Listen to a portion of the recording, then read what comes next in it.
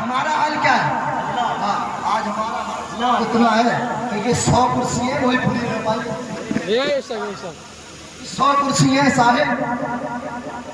ہم اپنے اوپر نا اللہ نے ہم کو بہت اچھا بنایا. میرا امت مخرجت للناس, بہترین امت بنایا سب سے.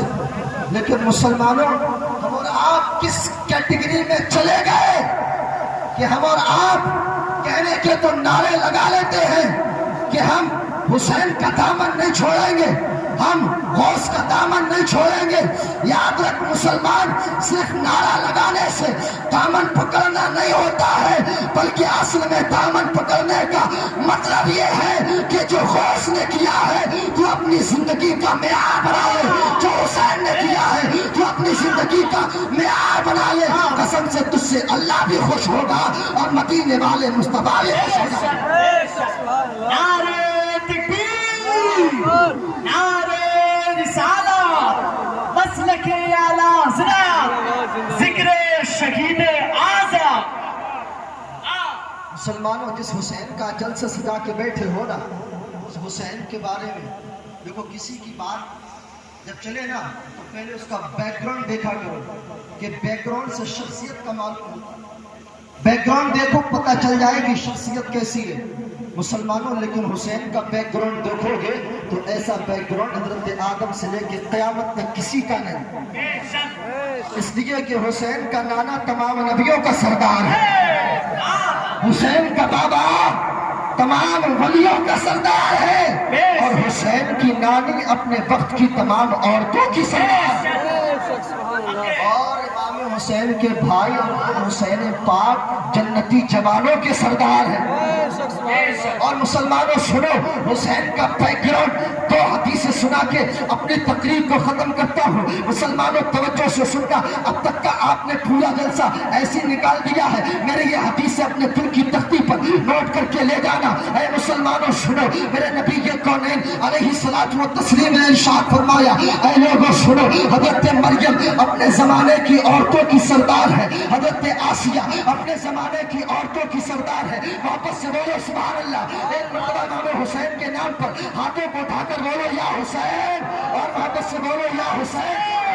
فرماتے ہیں حضرت مریم اپنے زمانے کی عورتوں کی سردار ہے, حضرت آسیہ اپنے زمانے کی عورتوں کی سردار ہے, میری بی بی حضرت خدیجہ الکبریٰ اپنے زمانے کی عورتوں کی سردار ہے. لیکن اے مسلمانوں, حسین کی امی کی شان دیکھو, میرے نبی فرماتے ہیں لیکن میری بیٹی فاطمہ اللہ نے وہ مقام دیا ہے کہ حضرت حوا سے لے کے قیامت تک تمام عورتوں کی سردار ہے. نعرہ تکبیر, نعرہ رسالت, مسلک اعلی حضرت, ذکر شہید اعظم.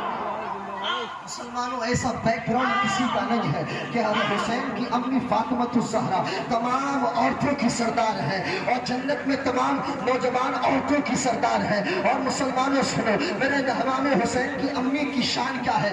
دیکھو, ایک ہوتی ہے ذات اور ایک ہوتی ہے اس کی کوالٹی عزیزان گرامی, اور ایک ہوتا ہے نام. حضرت فاطمہ کی نام کو چھوڑو, حضرت فاطمہ کی ذات کو چھوڑو, ان کی شخصیت کو چھوڑو, صرف ہم اور آپ نام کو دیکھ لیں. نام کو عزیزان گرامی, میرے نبی کے کونین علیہ السلام ارشاد فرماتے ہیں, اے لوگوں تم جانتے ہو میں نے اپنی بیٹی کا نام فاطمہ کیوں رکھا ہے. عرض کیا یا رسول اللہ, اللہ اور اس کا رسول بہتر جانتے ہیں. تو میرے نبی کے کونین ارشاد فرماتے ہیں کہ اے لوگوں میں نے فاطمہ کا نام فاطمہ اس لیے رکھا ہے کہ اللہ نے میری بیٹی فاطمہ کو جہنم سے آزاد کیا. بات سمجھ آ رہی کہ نہیں؟ بات سمجھ آ رہی ہے؟ واپس سے بولو سبحان اللہ. سمجھ آ رہی ہے نا؟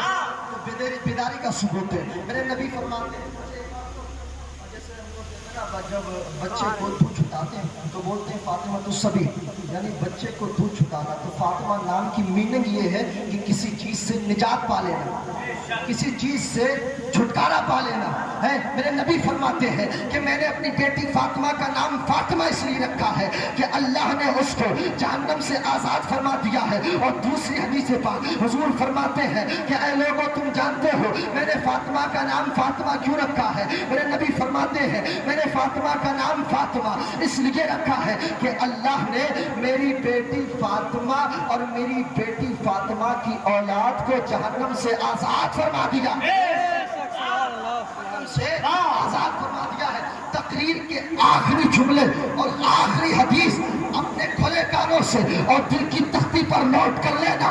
مسلمانوں سنو, ایک حدیث یہ تھی کہ نبی نے فرمایا میری بیٹی فاطمہ کو اللہ نے جہنم سے آزاد فرما دیا. دوسری حدیث کہ حضرت فاطمہ اور ان کی اولاد کو اللہ نے جہنم سے آزاد فرما دیا. لیکن میرے نبی تیسری حدیث میں ارشاد فرماتے ہیں اے لوگوں سنو, میں نے فاطمہ کا نام فاطمہ اس لیے رکھا ہے کہ اللہ نے میری بیٹی فاطمہ اور میری بیٹی کی اولاد کو اور میری بیٹی کی اولاد سے جو لوگ بھی محبت کرتے ہیں اللہ نے ان تمام کو جہنم سے آزاد,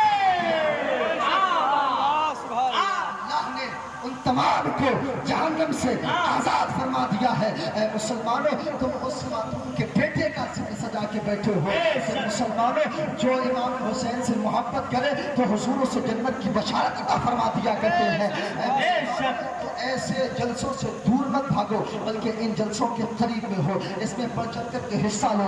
اے مسلمانوں اگر اس میں حصہ لو گے, اس میں آ کر بیٹھ کر کے سنو گے, جس طریقے سے بھی آپ اس کو سجائیں اس میں حصہ لیں, یقین جانو مسلمانوں تم کتنا پیسہ ادھر ادھر خرچ کر دو کوئی کام کا نہیں, لیکن یہ پیسہ اگر حسین نے میدان محشر میں عرض کیا یا رسول اللہ یہ محلہ کوٹیا کے لوگ میرے نام پر پیسہ خرچ کرتے تھے, میرا ذکر کرتے تھے, اے نانا آپ کا ذکر کرتے تھے اور میرے نبی مسکرا گئے, تو سمجھو اللہ اس پیسے کے صدقے سے ہمارا آپ کو جنت کا پروانہ عطا فرما.